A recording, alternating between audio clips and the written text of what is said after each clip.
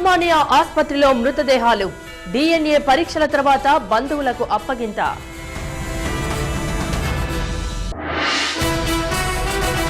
అఖిల పక్షంపై టీడీపీలో టెన్షన్, కాంగ్రెస్ నాటకమాడుతోందన్న విపక్షం.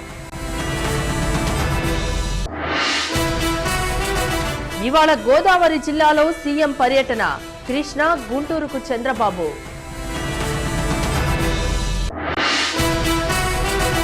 పటేల్ విగ్రహ నిర్మాణానికి శ్రీకారం, శంకుస్థాపన చేయనున్న మోడీ.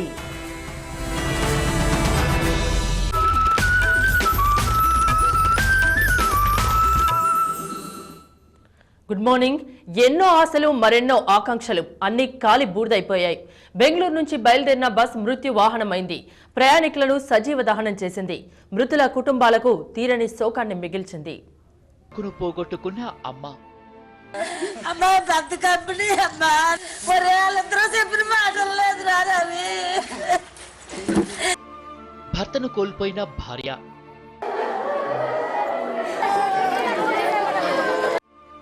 ఆయన వాళ్లను కోల్పోయి కన్నీరు మున్నీరవుతున్న బంధువులు.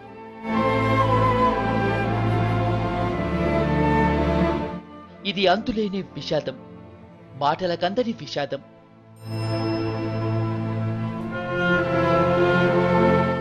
హైదరాబాద్ లో ఉద్యోగం వచ్చిందని ఎంతో ఆశతో బెంగళూరు నుంచి బయలుదేరిన విశాఖ యువకుడు బస్సు ప్రమాదంలో సజీవ దహనమయ్యాడు.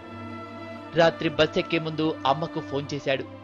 ఉదయం హైదరాబాద్ రాగానే మళ్లీ ఫోన్ చేస్తానమ్మా అన్నాడు. కొడుకు ఫోన్ కోసం ఆ తల్లి ఎదురు చూస్తూనే ఉంది. కానీ ఫోన్ రాలేదు. కొడుకు చనిపోయాడన్న దుర్వార్త వినాల్సొచ్చింది. అది విని కుప్పకూలిపోయింది. రవి రవి అంటూ కొడుకు కోసం కన్నీరు మున్నీరవుతోంది. అమ్మా పెద్ద కంపెనీ అమ్మా, వాళ్ళిద్దరూ చెప్పిన మాటలు లేదు రావి. అమ్మ 6 గంటలకు దిగుతానమ్మా, హైదరాబాద్ లో జాయిన్ అవుతాను. 6 గంటలకు నీకు ఫోన్ చేస్తానమ్మా అన్నాడు బాబు. 8 అయినా ఫోన్ రాలేదు. 8 గంటల దాకా చూశాను, టీవీలో చూపిస్తున్నారు. ఆడారు రవి, ఆడారు రవి, ఆడారు. అటు నిజామాబాద్ జిల్లా దేవునిపల్లిలో విషాదం అలముకుంది. బస్సు ప్రమాదంలో ఈ గ్రామానికి చెందిన వేదపతి కన్నుమూశాడు. పెళ్లై ఇంకా ఏడాది కూడా కాలేదు. దీపావళికి ఇంటికి వచ్చే భార్యని తీసుకుని అత్తారింటికి వెళ్లాలనుకున్నాడు. బెంగళూరు నుంచి బస్సులో బయలుదేరాడు. తెల్లారేసరికి బతికే తెల్లారిపోయింది. భర్తను కోల్పోయిన భార్య గుండెల విసేలా రోధిస్తోంది.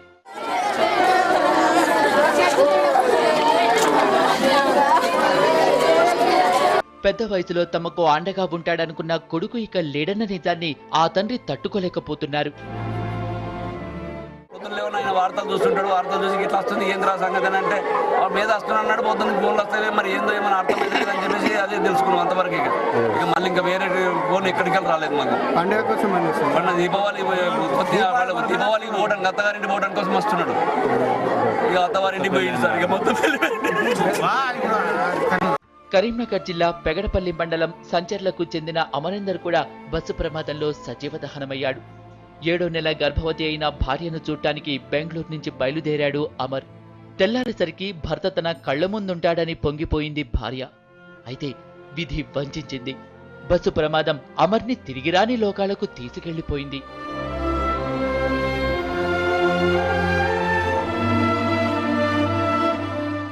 కూతురు బెంగళూరు నుంచొస్తోంది. చిన్నప్పటి నుంచి ఎంతో కష్టపడి చదివింది. జడ్జిగారమ్మాయి ప్రియాంక సాఫ్ట్వేర్ ఇంజనీర్ అయిందని అంతా అంటుంటే మోహన్ రావు పొంగిపోయారు. మరో గంటలో తన గారాల పట్టి కళ్ల ముందుంటుందని ఆయన ఎదురు చూస్తున్నారు. ఇంతలో ఘోరం జరిగిపోయింది. బెంగళూరులో ఎక్కిన బస్సు బ్రిడ్జి తెగటమైంది. ప్రియాంకను తిరిగి రాని లోకాలకు తీసుకెళ్లిపోయింది.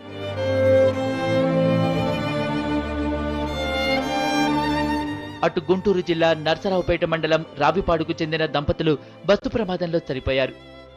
గాలి బాలసుందర్ రాజు, గాలి విజయమేరి కొంతకాలంగా హైదరాబాద్లో ఉంటున్నారు. కూతురు బెంగళూరులో ఇంజనీరింగ్ చదువుతోంది.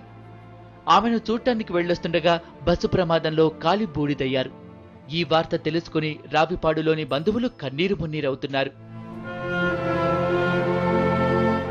మహబూబ్ నగర్ జిల్లా పాలెం రోడ్డు ప్రమాదంలో మచిలీపట్నానికి చెందిన సురేష్ సజీవ దహనమయ్యాడు. బీటెక్ చదివిన సురేష్ ఇంటర్వ్యూ కోసం బెంగళూరు వెళ్లాడు. సెలెక్ట్ కూడా అయ్యాడు. ఏడాదికి 7 లక్షల ప్యాకేజ్ అని తల్లిదండ్రులకు ఫోన్ చేశాడు. హైదరాబాద్లో పని చూసుకొనొస్తానని బెంగళూరులో బస్సెక్కాడు. చివరకు అగ్నికీలల్లో బూడిదయ్యాడు.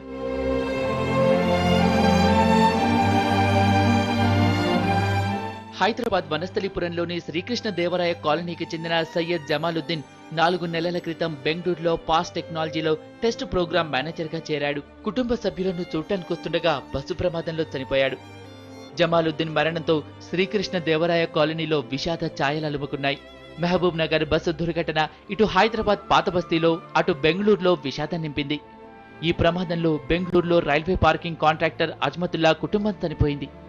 అజ్మతుల్లాతో పాటు ఆయన భార్య జబీన్ ఫాతిమా, కూతురు 5 ఏళ్ల ఉజ్మా ఫాతిమా కూడా ఈ దుర్ఘటనలో చనిపోయారు. యాకత్పురాలోని రైన్ బజార్కి చెందిన జబీన్ ఫాతిమాని బెంగళూరుకి చెందిన అజ్మతుల్లా పెళ్లి చేసుకున్నారు. జబీన్ తల్లి ఆరోగ్యం బాగాలేకపోవడంతో చూడటానికొస్తుండగా ఈ కుటుంబం బుగ్గిపాలైంది.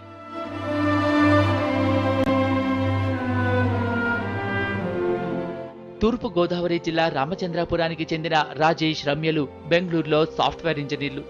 రమ్య సోదరి వివాహానికి వస్తుండగా రాజేష్, రమ్యలతో పాటు వారి 3 ఏళ్ల కూతురు రిధిమ బస్సు ప్రమాదంలో సజీవ దహనమయ్యారు. పెళ్లి పనుల్లో బిజీగా ఉన్న రమ్య కుటుంబ సభ్యులు ఊహించని ఈ సంఘటనతో కన్నీటి పర్యంతమయ్యారు.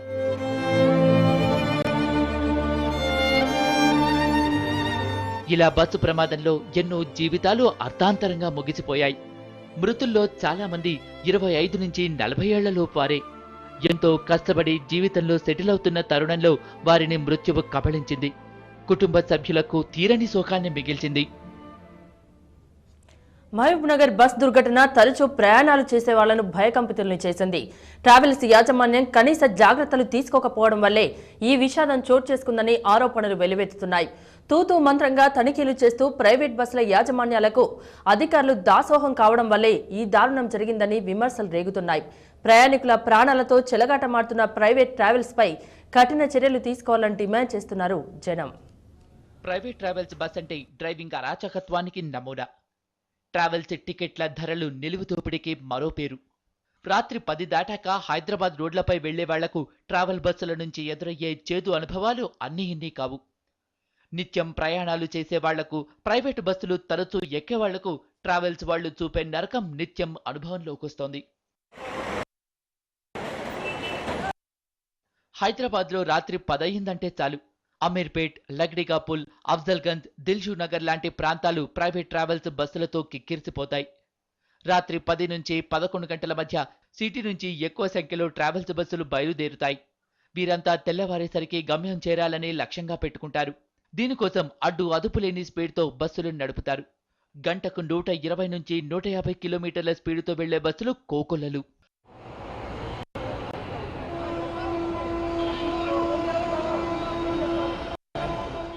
ఆర్టీసీ తరహాలో ప్రైవేటు ట్రావెల్స్ కు స్పీడ్ లిమిట్ ఉండదు. పైగా అనుభవం ఉందా లేదా చూడకుండానే డ్రైవర్లకు స్టీరింగ్ అప్పచెపుతారు. చాలా సందర్భాల్లో క్లీనర్లు సైతం డ్రైవింగ్ సీట్లో కూర్చుంటారు. ఓవర్ స్పీడ్తో నడపడమే వీరికి కావాల్సిన ప్రధాన అర్హత. దీంతో ప్రైవేట్ ట్రావెల్స్ బస్సులు తరచూ ఘోరమైన ప్రమాదాలకు గురవుతున్నాయి. 100 కిలోమీటర్ల ప్రయాణానికి ఒకే ఒక్క డ్రైవర్ను మాత్రమే పెట్టడం కూడా దీనికో కారణం. కేఎస్ఆర్టీసీ అయితే వాళ్ళు మినిమం 80-100 లోపే మ్యాక్సిమం మెయింటైన్ చేసుకుంటారు. సో అది కాక 2 డ్రైవర్లు ఉంటారు వాళ్ళకి. ఈ ప్రైవేట్ ట్రావెల్స్ వెళ్ళిందంటే మాకు నైట్ 12-1 బెంగళూరులోనే లేట్ అవుతుంది వాళ్ళకి. మార్నింగ్ 6 కల్లా హైదరాబాద్ రీచ్ అయ్యేటట్లు అబౌవ్ 100, 120, 140 కూడా కొడతారు నైట్ టైంలో. అది కాక ఒక డ్రైవర్ని మెయింటైన్ చేస్తారు. సో మనం కూడా సెంట్రల్ గవర్నమెంట్ ఎలాగో ఐఆర్టీసీ ఎలాగో ప్రూఫ్స్ తీసుకుంటుందో సేమ్ అలాగే మన స్టేట్ గవర్నమెంట్ కూడా ఇక్కడ మన ప్రైవేట్ ట్రావెల్స్లో ఇలాగే చేస్తే మనకు కూడా కొంచెం సెక్యూరిటీ ఫీల్ అవుతాము. సో వాళ్ళ డేటా మెయింటైన్ చేస్తే మనకు కూడా కేర్ ఉంటుంది. అండ్ ఇంకోటి ఏంటంటే మెయిన్గా చెప్పాలి ఏంటంటే speed limit and night travels యాక్చువల్గా నైట్ 10:30, 11 o'clock బయలుదేరుతున్నాయి. అండ్ మార్నింగ్ కంపల్సరీ ప్యాసింజర్స్ని 6:30, 7 o'clock దింపాలి. సో వాళ్ళ హడావిడిలో వాళ్ళు చాలా స్పీడ్ వెళ్తున్నారు. సో దానికని స్టేట్ గవర్నమెంట్ కూడా ఒక కీ రోల్ ప్లే చేసి యాక్చువల్గా బస్సెస్ని ఒక కంట్రోల్ ఒక పొజిషన్లో పెట్టి స్పీడ్ లిమిట్ ఉండదు సరికదా, అత్యవసర సమయాల్లో ఆదుకునే ఎలాంటి ఏర్పాట్లు కూడా ప్రైవేటు బస్సుల్లో కనిపించవు. ఫస్ట్ ఎయిడ్ కిట్ల ఊసే ఉండదు. కనీస భద్రతా ప్రమాణాలు పాటించరు. సురక్షితంగా బస్సు నడపడాన్ని అవమానకరంగా భావిస్తారు అనేక మంది ట్రావెల్స్ డ్రైవర్లు. అడ్డదిడ్డంగా కటింగ్లిస్తూ తమ పైత్యాన్నంతా డ్రైవింగ్లో చూపుతారు. జర్నీ టైం సేవ్ చేసి ఓనర్ మెప్పు పొందాలన్న తపన తప్ప ప్రయాణికులు, పాదచారుల భద్రత వారికి పెద్ద విషయం అనిపించదు. ప్రమాదాలు జరిగిన సమయంలో బస్ అద్దాలను బద్దలు కొట్టడానికి ప్రత్యేక ఏర్పాట్లు ఖచ్చితంగా ఉండాలి. కానీ ప్రైవేట్ ట్రావెల్స్ లో అలాంటివి ఉండవు. లాంగ్ జర్నీలో బస్సు సాఫీగా సాగితే పర్లేదు, కానీ ఏదన్నా ప్రమాదం జరిగితే మాత్రం ప్రైవేటు బస్సులతో నష్టం చాలా తీవ్రంగా ఉంటుంది. So, first they have to gear up RTO. RTO has to implement some tests to be done for drivers who are driving private travels, mainly Kaveri, Kesanani, Kalesri, major travels. So, they are leaving them scotch free. That is the main reason. Because I am regularly traveling, no? I am regularly traveling to Tirupati as well as Visakhapatnam, all these places. Visakhapatnam they are maintaining 2 drivers, but Tirupati they are not maintaining it. 1 hour हो रहा था तो देख के कुछ तो भी कुछ सोल्यूशन निकालना था. बीइंग 1.5 करोड़ ऊपर बस है, पब्लिक के लिए क्या सेफ्टी है, पैसेंजर के लिए क्या सेफ्टी है, फर्स्ट वो ज़रा वो फर्स्ट ऑफ ऑल बैठने से पहले कुछ इंस्ट्रक्शन देना चाहिए लोग. ऐसी ही है बस, ड्राइवर भी केरेडम जैसा चले गया, किसका कितना लाइफ चलेगा लोग का. ज़रा बहुत केयरफुल रहना चाहिए. पर्टिकुलर जो है ना जो बस पे बिठाते हैं उन्होंने बहुत करना है. ఆర్టీసీ నిర్వాహకం కూడా ప్రైవేటు ట్రావెల్స్ విజృంభణకు ఓ కారణమని వాపోతున్నారు ప్రయాణికులు. అవసరానికి తగ్గ బస్సులను ఆర్టీసీ నడపకపోవటం వల్లే ప్రాణాలను పణంగా పెట్టి మరీ ప్రైవేటు బస్సులు ఎక్కాల్సి వస్తుందని ఆవేదన చెందుతున్నారు. ఆర్టీసీ సర్వీసులు పెంచితే ప్రయోజనకరంగా ఉంటుందని విజ్ఞప్తి చేస్తున్నారు. కనీసం ఇప్పటికైనా ఖచ్చితంగా ప్రతి ఆర్టీసీ బస్సుకి స్పీడ్ కంట్రోల్ ఉన్నట్టే ప్రైవేట్ ట్రావెల్స్ బస్సులకు కూడా స్పీడ్ కంట్రోల్ ఉండాలి. వీటి మీద పూర్తిగా ప్రభుత్వ ఆజమాషి ఉన్నప్పుడే వీటికి ఉంటుంది. ఇలాగే ఇలా ట్రావెల్స్ మీద మేము ఆధారపడుతున్నామంటే బస్సెస్ని ప్రభుత్వం సరిగ్గా నిర్వహించడం లేదు. అలాగే ఈ బస్సులకు ఫిట్నెస్ ఉందా లేదా కూడా చూడటం లేదు. రెండోది ఈ ఆర్టీసీ బస్సులనే మాకు ఎక్కువ బస్సుల్ని కల్పిస్తే మేము ఈ ప్రైవేట్ బస్సుల మీద ఆధారపడం. ఆర్టీఏ అధికారులు సరిగ్గా తనిఖీలు చేస్తే సగానికి పైగా ట్రావెల్ బస్సులు రోడ్డెక్కవు. ప్రైవేటు బస్సుల యాజమాన్యాలు నియమ నిబంధనలను ఖచ్చితంగా పాటించేలా కఠిన చర్యలు తీసుకోవాలని ప్రభుత్వానికి విజ్ఞప్తి చేస్తున్నారు ప్రయాణికులు. మహబూబ్నగర్ జిల్లా బస్ ప్రమాదంలో మృతి చెందిన వారి ఆత్మకు శాంతి కలగాలంటూ తిరుపతిలో టీఎన్ఎస్ఎఫ్ విద్యార్థులు కొవ్వొత్తుల ప్రదర్శన నిర్వహించారు. ఎన్టీఆర్ సర్కిల్ దగ్గర జరిగిన ఈ కొవ్వొత్తుల ప్రదర్శనలో టీడీపీ నేతలు, కార్యకర్తలు, విద్యార్థులు పాల్గొన్నారు. ఆర్టీఏ అధికారుల నిర్లక్ష్యం వల్లే ఇలాంటి ప్రమాదాలు జరుగుతున్నాయని విద్యార్థులు ఆవేదన వ్యక్తం చేశారు.